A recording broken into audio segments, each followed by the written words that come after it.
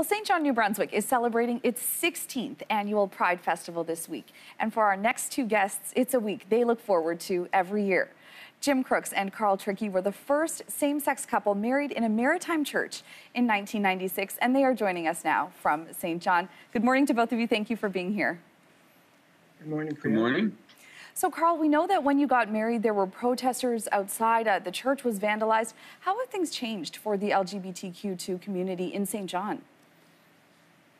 Well, I think that, a number of things. That I think that there's been generally greater acceptance throughout the community for same-gender persons or same-gender couples. And we see more people who are entering into long-term relationships, some of them choosing to be married, but certainly churches have put together processes now where that can happen. Certainly the United Church of Canada has been paramount in doing that.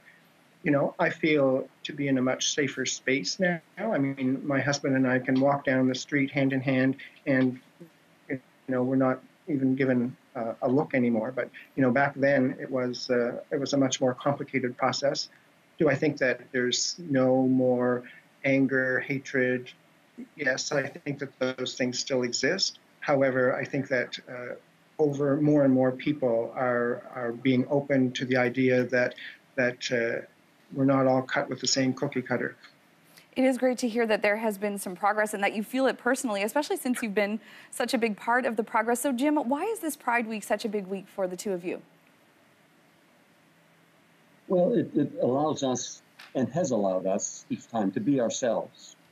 And in being ourselves, I guess we have become the advocates for others, some who don't feel as strong or who are not prepared to put themselves out front and be spokespersons. It's knowing that something has been accomplished, and it has been a very positive movement. And I think not only here in St. John, but I think Canada-wide.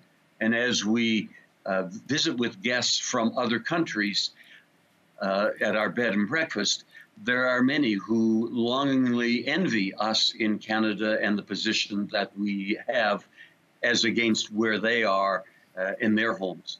There certainly is still work to be done in other places as well. Just very quickly before we have to say bye, how has being married changed your relationship? You fought so hard for it.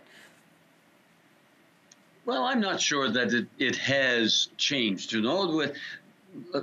Like any couples who have been engaged for months or even years, being married just makes us or allows us to make a public announcement that, hey, this is how we feel with each other. And I think that has, it has solidified, but it has allowed us to continue for almost now 25 years together.